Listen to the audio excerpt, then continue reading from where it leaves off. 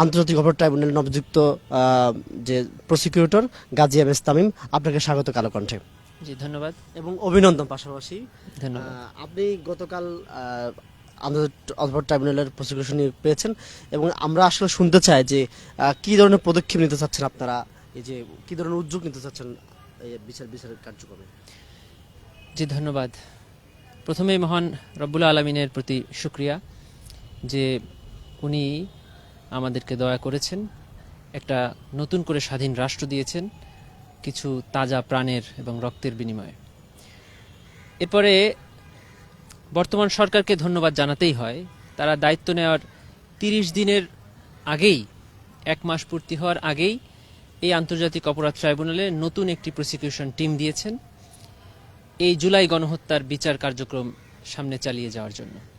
যে ভুলটা এর আগের সরকার এবং আগের দায়িত্বপ্রাপ্ত ব্যক্তিগণ করেছিলেন। মহান মুক্তিযুদ্ধের ৪০ বছর পর এই বিচারের নামে যে প্রহসন এখানে করা হয়েছিল, এরকম অবিচার, এরকম প্রহসন যেন আর এ দেশে, এই মাটিতে না হয়, সেজন্য বর্তমান সরকার ৩০ দিনের পূর্বেই একটি প্রসিকিউশন টিম গঠন করে দিয়েছেন। এই প্রসিকিউশন টিমের প্রথম কাজ হবে যে জুলাই গণহত্যা অল্প কিছুদিন আগে সংঘটিত হলো এদেশের মাটিতে এবং এদেশের জেলায় জেলায়, থানায় থানায়, প্রান্তে প্রান্তে এই নির্যাতন, এই হত্যাযজ্ঞ চলেছে। এই রক্তগুলো এখনো শুকায় নাই, এই ক্ষত এখনো তাজা এবং এখনই প্রকৃত সময় সত্য উদ্ঘাটনের।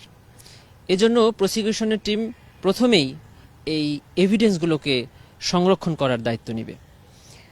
পত্রিকা, ইলেকট্রনিক মিডিয়া, তারপরে লাইভ যে উইটনেসগুলো এখনো আহত হাসপাতালে কাতরাচ্ছে, যেগুলো ইতিমধ্যে মারা গিয়েছেন, তারপরে ইন্টারন্যাশনালি যে সকল তদন্ত ইতিমধ্যে হয়েছে, তারা যে রিপোর্ট দিয়েছেন, এই সকল এভিডেন্সগুলোকে সংরক্ষণ করাই হবে এখন প্রসিকিউশনের প্রধান এবং প্রথম কাজ। এভিডেন্স যখন সংরক্ষণ হয়ে যায়, তখন ট্রায়ালটা সামনে যদি কিছু বিলম্ব হয়, তাতে কোনো ক্ষতি হয় না। একটা জিনিস দেখবেন যে একটা স্টেট মেকানিজম পুরাটাই ব্যবহৃত হয়েছে এই জুলাই গণহত্যার দায়ে, এবং এই যে স্টেট মেকানিজম এত বড় একটা গণহত্যার দায় চালিয়েছে, সেখানে যারা যারা বিভিন্ন বড় বড় পদে কর্মরত ছিল, তারা এখনো এই সকল কর্মরত আছে, এখনো সেই সকল পদে। তো তারা যদি এখন চেষ্টা করে এভিডেন্স ডিস্ট্রয় করার জন্য, তারা কিন্তু সেটা সক্ষম হবে। তো সেজন্য প্রথম দায়িত্বই হবে আমাদের এভিডেন্স সংরক্ষণ। এরপরেই আমরা রাষ্ট্রের কাছে এই ট্রাইব্যুনাল পুনর্গঠনের দাবি জানাবো, যেন ৩ জন বিচারপতি অথবা বিচারক নিয়োগের মাধ্যমে ট্রাইব্যুনাল পুনর্গঠন করা হয়। কেন? এর কারণটি হলো যে ট্রাইব্যুনাল পুনর্গঠন হওয়ার সাথে সাথেই যাদের বিরুদ্ধে এখানে অভিযোগ আনা হয়েছে ইতিমধ্যে, বা যারা এখানে রিয়েল পারপিট্রেটর, তারা ইতিমধ্যে কিন্তু স্কেপ করার চেষ্টা করছে, অনেকেই পালিয়ে গিয়েছেন। আর যারা এখনো এই দেশের জুরিসডিকশন টেরিটরির মধ্যে আছে, তারা যেন আর পালিয়ে যেতে না পারে, এজন্য তাদের গ্রেফতারের জন্য আমরা গ্রেফতারি পরোয়ানার দরখাস্ত করব। আমরা দেখেছি যে আপনার কাছ থেকে শুনেছি যে অনেক বিচারক নেই, সেগুলো কিভাবে আসলে পূর্ণ হবে? দেখেন, আজকেই আমরা দায়িত্ব পেলাম এবং দায়িত্ব গ্রহণ করেই প্রথম আমরা যেটা সম্মুখীন হয়েছি, সেটা হলো যে ট্রাইব্যুনাল এখন অগঠিত অবস্থায় আছে এবং সেটা দীর্ঘদিন ধরে আছে। তো এই ট্রাইব্যুনালটা পুনর্গঠন না হওয়া পর্যন্ত আমরা কোর্টের কোনো কার্যক্রমে এগোতে পারছি না। তো সেজন্যই আমরা রাষ্ট্রের কাছে আমরা প্রথমেই দাবি জানাবো যেন ৩ জন বিচারক নিয়োগের মাধ্যমে ট্রাইব্যুনাল আবার পুনর্গঠিত হয়।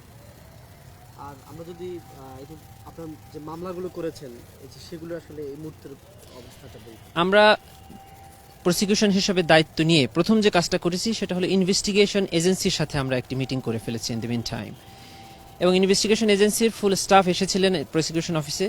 আমাদেরকে তারা অবহিত করেছেন যে তারা এই মামলায় ইতিমধ্যে ১৩টি অভিযোগ পেয়েছেন।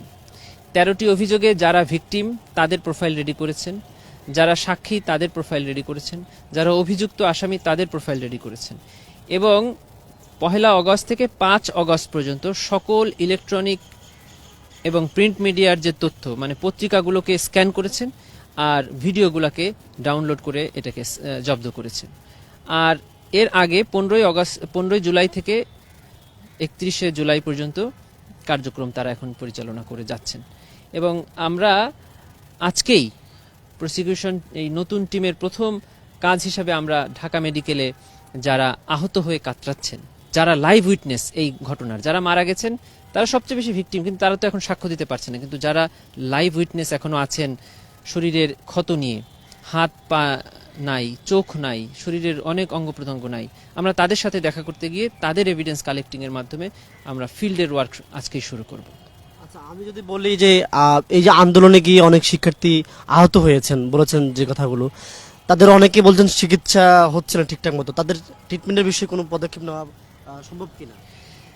দেখেন, রাষ্ট্রের প্রত্যেকটা সেক্টরকে আলাদা আলাদাভাবে কাজ করতে দিতে হবে। ওটা চিকিৎসার সেক্টর, ওনাদের দায়িত্ব এটা। আমরা আইনি সেক্টর, আমাদের দায়িত্ব এই আহত, নিহত এবং এই আন্দোলনে অংশগ্রহণকারীদের বিচার দেওয়া, ন্যায় বিচার দেওয়া। আমরা সেই অনুযায়ী কাজ করব। আর আহত নিহতদের চিকিৎসার ব্যাপারে নিশ্চয়ই এই রাষ্ট্রে যারা দায়িত্বে আছেন তারা কাজ করবেন। যে আমরা দেখেছি আপনারা হচ্ছে এই আন্তর্জাতিক অপরাধ ট্রাইব্যুনাল থেকে অনেক গণমাধ্যম কর্মীদের বিরুদ্ধে মামলা করেছেন, যারা আপনারা বলছেন যে তাদের বিরুদ্ধে নানান অভিযোগ আছে। কি ধরনের অভিযোগে তাদের বিরুদ্ধে আসলে মামলা করা হয়েছে? আপনি এই জুলাই গণহত্যার ক্রোনোলজিটা দেখবেন। 14 জুলাই থেকে 5 অগস্টের ক্রোনোলজি যখন আপনি দেখবেন, তখন এটা শুরু হয়েছিল 14ই জুলাই তৎকালীন প্রধানমন্ত্রীর একটি সংবাদ সম্মেলনের মাধ্যমে। আর এটি শেষ হওয়ার লাস্ট ম্যাসাকারের আগে 3 অগস্টও আরেকটি সংবাদ সম্মেলন বা সাংবাদিকদের সাথে ওনার সাক্ষাৎ হয়েছিল। এই দুটি ঘটনার মাধ্যমে জুলাই গণহত্যাটা সবচেয়ে বেশি স্প্রেড করেছিল এবং সেই স্প্রেডিংয়ের ব্যাপারে যারা যারা দায়ী তাদেরকেই সেখানে অভিযুক্ত করা হয়েছে এবং এটা একটা তদন্তের আবেদন করা হয়েছে।